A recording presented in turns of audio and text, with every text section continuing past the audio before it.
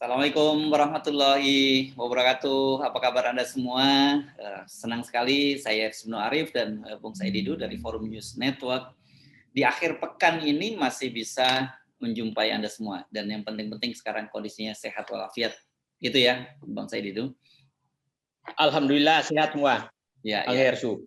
Sehat, tapi kita tahu bahwa banyak juga saudara-saudara kita yang sedang menderita sakit. Mari kita doakan mereka segera diberi kesembuhan. Banyak juga teman-teman kita yang menghadapi hari-hari ke hari kehidupannya sulit. Mudah-mudahan Allah segera bukakan pintu-pintu rezekinya, begitu ya, Bang Saididu ya. Amin. Ya. Amin. Kita doakan semua. Ya, kita baik-baik semua. Dan ini sebenarnya tugas semua ini sebenarnya mau sakit mau orang terlantar itu adalah tugas negara seharusnya dalam situasi pandemi ini. Tapi saya lihat ini ternyata belakangan ini ada upaya dari pemerintah dan juga dari Basar untuk memberikan semacam angin surga lah, gitu ya, Bang Saididu ya. Kemarin blok rokan yang memang otomatis kembali ke pemerintah Indonesia setelah 97 tahun dikelola oleh Chevron, itu dibesar-besarkan seolah-olah itu kemenangan dari bangsa dan negara. Itu adalah apa ya, pokoknya kado ulang tahun kemerdekaan kita yang ke-70 dan sebagainya. Nah yang terbaru ini saya lihat laporan keuangannya Pertamina. Wah, ini kalau lihat ini luar biasa menarik ini, tapi too good to be true ini, terlalu bagus dari kenyataannya, kira-kira begitu. Apa benar ini ya asumsi saya ini, Bang Saididu?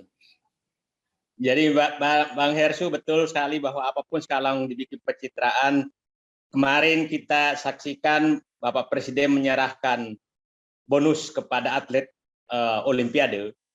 Judul beritanya Jokowi menyerahkan bonus kepada atlet. Jadi saya menulis kalau Pak Jokowi sudah menyerahkan berarti masih ada bonus tambahan ditunggu dari pemerintah. Dari presiden ya. Dari presiden ya. Ya, ya. Ini kan baru dari Jokowi, dari pemerintah presiden.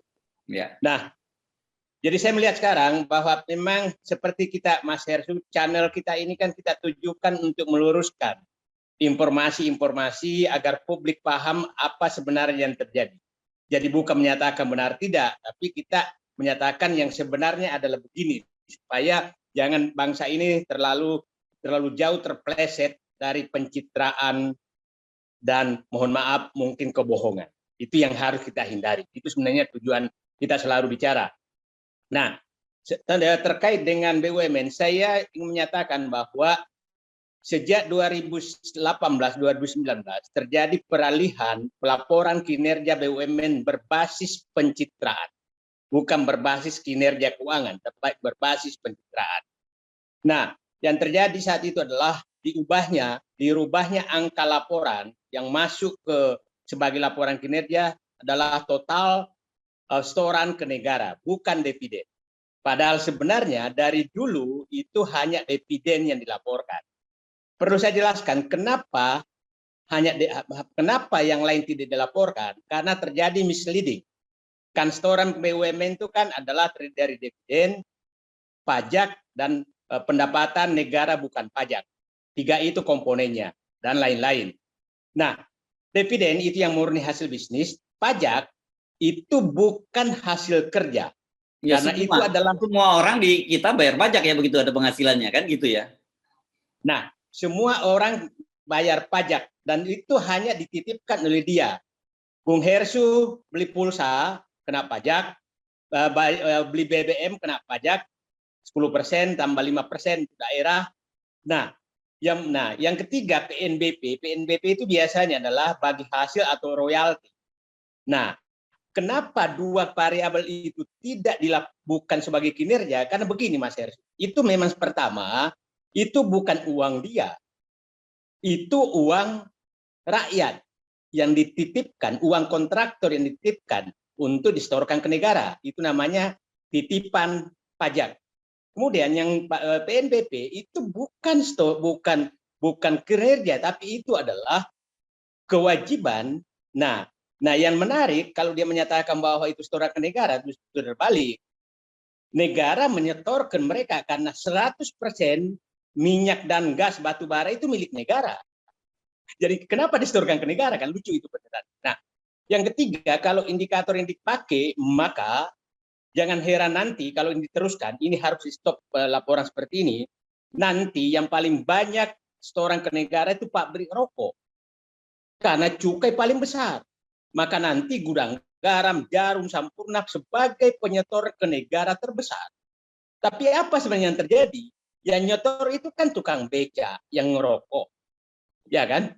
Nah, tukang beca yang merokok. Yang perokok yang menyetor, bukan dia yang bayar mereka. Nah, itu kenapa misleading sekali yang dilakukan sekarang ini. Nah, itu yang perlu kita luruskan bahwa ini adalah salah. Nah, misleading PMBP saya sudah jelaskan tadi, itu haknya negara. Nah, sekarang kita masuk ke Pertamina. Pertamina dilaporkan. Nah, jadi sejak dulu saya masuk itu kan tidak ada data BUMN. Dan sempat kita perdebatkan apa kinerja BUMN. Dan kita menolak melaporkan ke yang bukan dividen. Karena itu bukan kinerja. Itu adalah titipan, titip uang orang. Nah, yang menarik lagi sekarang bahwa untuk mendapatkan penyertaan modal negara yang dilaporkan seluruh setoran. Nah, jadi ada agak aneh. Jadi nanti umpamanya kalau setoran ke negara, kan itu pajak. Bulog nggak dapat apa-apa dong, karena semua bebas pajak. Nah, agak lucu. Nah, nanti bank banyak dong, karena banyak sekali pajaknya nasabah di situ. Jadi kalau bank itu melaporkan juga setoran ke negara, itu besar sekali karena pajak-pajak nasabah disetorkan oleh mereka. Nah, ini misleading yang harus dihentikan. Harus dihentikan karena bisa berbanyak masalah. Nanti Mas Heru pabrik rokok, petambang batu bara, petambang Cina, kemudian pemilik HPH akan melaporkan bahwa dialah pahlawan negara ini karena menyetor ke negara cukup besar. Padahal itu bukan uang dia. Itu hak negara atau uang rakyat. Nah, itu kenapa saya menyatakan, saya ulangi, itu misleading, harus dihentikan karena itu adalah berbahaya bagi penilaian kinerja. Nah, sekarang Bang Saididu, ini kan sebenarnya praktek di dunia internasional lah ya. Semua standarnya seperti itu ya kan.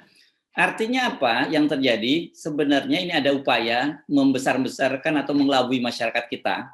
Tetapi sebenarnya bukan hanya dunia internasional, di kalangan yang memahami itu juga tahu bahwa ini ada semacam upaya apa ya membesar-besarkan. Kalau Anda tadi bukan oke lah Anda menyebutnya bukan, kalau kita mau ngomong kebohongan tuh mungkin berlebihan, tetapi faktanya memang bukan seperti itu kan? Saya menyatakan bahwa ini adalah pencitraan, itu intinya. Nah, kita masuk ke Pertamina. Jadi saya lihat selalu begitu dilakukan itu, dan kita harus meluruskan semua ini agar jangan semakin jauh penyimpangan yang terjadi. Karena anggota DPR juga hampir semua tidak ada yang berani meluruskan. Ya kita luruskanlah. Nah, saya ulangi bahwa itu dulu kita bahas, tidak pernah kita setujui masuknya sebagai laporan kinerja keuangan BUMN itu adalah pajak dan pendapatan negara, bukan pajak, karena itu bukan kinerja hasil usaha. Nah, kita masuk ke Pertamina dengan bangga, buzzer dan kelihatannya sepengetahuan pimpinan Pertamina menyatakan bahwa puncak setoran negara terjadi 2020 dengan jumlah setoran 128,6 triliun, apabila ditambahkan dengan PNBP menjadi 181. PNBP itu adalah bagi hasil itu 100 menjadi 181 sekian triliun. Nah, ini misleading yang sangat besar karena sebenarnya ini tidak pernah, indikator ini tidak pernah digunakan, tidak pernah, karena tidak masuk akal. Nah, tahun tertinggi sebenarnya kalau mau dihitung itu mungkin 2008-2009, tapi kita nggak pernah setuju itu digunakan. Nah, apa misleadingnya di sini, Mas Heru? Kita masuk ke angka-angka. Ini adalah cara untuk mengurangi, mungkin juga misleading, perubahan data kinerja yang merubah dari dividen menjadi seluruh setoran BUMN adalah untuk menutupi keterpurukan kinerja BUMN sehingga seakan-akan besar. Nah, kita contoh bahas Pertamina. Tadi, dari 128,6 triliun, itu dividen hanya 8 triliun. Hanya 8 triliun. Itu kecil banget ya? Kecil sekali. Itu saya pernah dividen itu hampir 25 triliun waktu sebelumnya. Sekarang 8 triliun. Jadi 120,6 triliun itu adalah pajak. Oke, saya ingin menguraikan pajak itu apa saja sebenarnya. Pajak itu ada PPN, pajak pertambahan nilai. Pajak pertambahan nilai ada dua, yaitu pajak pertambahan nilai terhadap jual produk. Mas Hersu beli BBM, beli gas, maka PPN-nya 10%. Semua rakyat Indonesia itu membayar itu. Jadi jangan Pertamina mengakui itu sebagai setorannya dia. Setorannya saya itu, setorannya Hersu. Kenapa dia mengakui bahwa setoran dia? Yang kedua, PPN oleh mitra. PPN mitra, jadi subkontraktor, kontraktor di Pertamina apa segala, penyewa kapal, konsultan apa segala, itu ada PPN-nya. Itu uang orang, bukan uangnya Pertamina. Nah, itu pajak jelas uang seluruh rakyat Indonesia. Kenapa Pertamina melaporkan bahwa itu setorannya dia?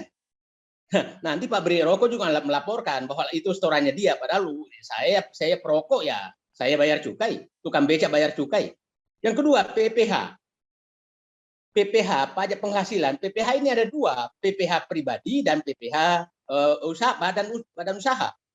Nah, PPH pribadi itulah pajak-pajak seluruh karyawan Pertamina, mulai dari komut sampai ke cleaning service. Itu ada pajaknya. Itu pajak mereka, bukan Pertamina. Jadi menurut saya ada PPH badan. Nah, pajak-pajak lain, ada lain. Nah, jadi saya menyatakan bahwa ada nanti pajaknya. Ini laporan 120,6 triliun adalah uang orang yang diakui, setoran orang ke negara yang diakui oleh Pertamina sebagai uang dia untuk menggelembungkan pendapatan. Yang ketiga, Mas Hersu, dia bilang dana bagi hasil. Nah, ini perlu saya jelaskan. Dana PNBP ini adalah dana bagi hasil dari hulu. Dari hulu itu menambang minyak dan gas. Perlu saya sampaikan, PNBP ini ada dua sistem. Dulu sistemnya adalah profit production sharing, pembagian produksi, dan publik harus paham bahwa hak negara terhadap setiap barrel, setiap MMBTU barrel minyak dan MMBTU gas, itu kalau minyak itu 85% adalah hak negara. 15% milik KKKS, kontraktor kerjasama KKKF. Nah, itu seperti Pertamina, Chevron, apalagi segala, itu haknya 50%. Kalau di gas itu 70%, 70% haknya negara, 30% KKKS. Nah, yang menarik, kok dikatakan store ke negara? Itu kan negara mengambil bagiannya. Apa? Nah, itu bukan store ke negara. Negara mengambil bagiannya dan menyisakan hak kalian sebagian untuk hak kalian. Kenapa dilaporkan sebagai setoran negara? Jadi saya kasih contoh, Mas. Orang kontrak di rumah Anda kontrak tuh Anda mengambil sewanya. Terus yang mengontrak menyatakan saya menyetor ke Mas Hersu. Kan lucu tuh. Padahal itu kan hak Mas Hersu. Ya kontrak rumah kok. Atau gini, kalau pertanian mungkin gampangnya begini. Saya punya sawah gitu ya. Terus dikerjakan oleh orang dan kemudian bagi hasilnya 70% saya, 30% dia gitu. Nah, dia kok klaim bahwa 100% itu adalah setoran dia pada kita, penghasilan dia semua gitu kan kira-kira ya. Begitulah. Jadi ini rakyat betul-betul berhentilah membodohi rakyat. Ya. Jadi saya bagus sekali contoh Mas Heru sudah tadi.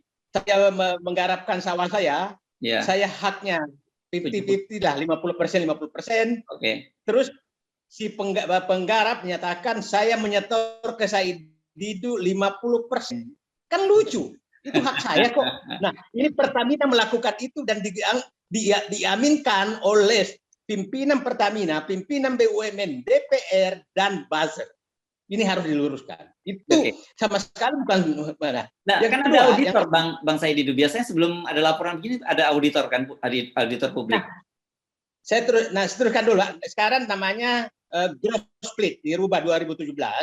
Nah, itu dulu kan tadi kan hak negara 80% kalau produksi sharing. Sekarang 57% dan gas 52%. Nah, yang menarik Mas Heru, ini Pertamina kan dapat cost recovery. Jadi setelah menyetor itu, maka dia minta cost recovery. Dan itu mengambil uang negara, tapi nggak dilaporkan. Bahwa dia, nah ini pengelabuan yang harus kita luruskan. Mas Hersu, pertanyaan Mas Hersu tadi, audit iya itu menyatakan bahwa setoran ke negara sekian, tapi kan bukan itu yang dilaporkan. Yang dilaporkan itu dividen, karena itu bukan uangnya Pertamina. Saya ulangi lagi tadi, bukan uangnya Pertamina, uang pembeli gas, pembeli BBM, kok dilaporkan? Uang negara yang mengambil haknya kok dianggap setoran? Begitu. Itu Mas Heru. Iya, tapi tetap saja kan realitasnya tidak menutupi fakta bahwa keuntungan yang kemudian berupa dividen yang disetorkan pemerintah itu sangat kecil sekali kan sebenarnya realitasnya kalau dalam pembukuan dalam akuntansi negara nanti kan akhirnya yang masuk yang kecil itu kan bukan semua yang seperti diklaim oleh Pertamina tadi kan. Jadi laporkanlah kinerja yang dikerjakan.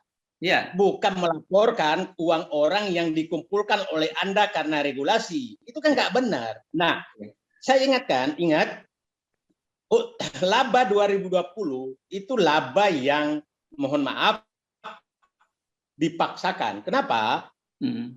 Satu, ingat harga minyak saat itu 2020 itu pernah turun menjadi $25 per barrel. Harga BBM tidak diturunkan. Malaysia pada saat itu sudah menjual BBM 4.000 sekian, hampir 5.000. Kita masih 9.000. Jadi, laba 2020 adalah hasil pemerasan rakyat oleh Pertamina yang tidak menurunkan harga BBM.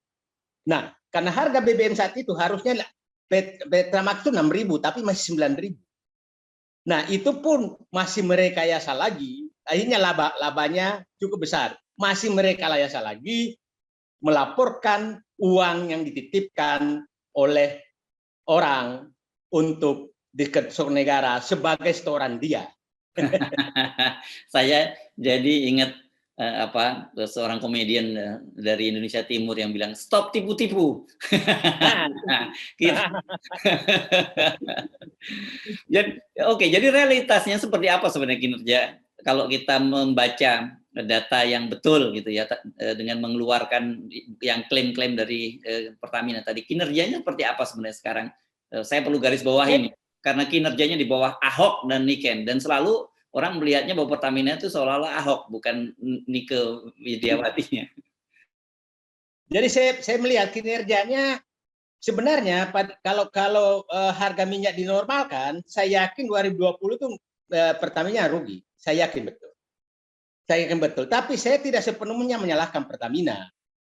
Karena pemerintah menggunakan Pertamina dan hampir semua BUMN sebagai batu pijakan untuk mengejar kinerja. Sehingga saat itu Pertamina berikan penugasan. Nah, penugasan yang sangat banyak, termasuk penugasan tanda kutip membeli blok rokan dengan harga mahal. BBM satu harga, dan lain-lain. Ingat Mas Hersu, pemerintah tuh punya utang mungkin sekitar sekarang tuh punya utang ke Pertamina sekitar 130 triliun. Itu utang pemerintah, utang pihak ketiga. Pemerintah biasanya seratusan triliun utangnya ke Pertamina. Nah, jadi Pertamina juga jadi kuda tunggangan. Sama halnya dengan BUMN konstruksi yang harus membangun jalan tol walaupun rugi. Kereta api membangun kereta api cepat dan lain-lain. Nah, jadi kinerja Pertamina itu menurut saya kalau mereka mau jujur, kalau mau dibuka semua, ya tahun-tahun sebelumnya buka juga dong setoran seluruhnya. Jangan setelah menghitung, jadi kayak beginilah. Ada orang memeriksa kucingnya hari ini karena dia baru disemprot, maka dia bilang baru kali ini kucing saya tidak ada kutunya. padahal baru diobati kutunya. Nah, kayak beginilah kira-kira. Ya, ya. Baik, Bang Said Didu, ini penting sekali kita menjadi publik lebih memahami. Tapi kemudian saya sih menduga ya, kalau semua diam itu kan mereka berarti bersama-sama memang sengaja ada niat lah untuk mengelabui rakyat gitu. Ya. Jadi saya melihat Mas Heru, ini sejak tahun lalu Menteri BUMN itu melaporkan kinerja ke DPR ke publik adalah misleading. Itu memang dilakukan dengan sengaja. Sehingga yang dilaporkan adalah total setoran kepada negara. Saya ulangi, setoran kepada negara oleh perusahaan itu bukan berarti uang dia. Ya. Setoran kepada negara adalah uang rakyat, uang orang yang dipungut oleh dia untuk disetorkan. Dan ingat, nah ini menurut saya kebohongan publik yang sangat besar, maka kita perlu luruskan supaya publik paham. Yes. Jadi saya simpulkan bahwa meme yang disebarkan oleh para buzzer yang menyatakan Pertamina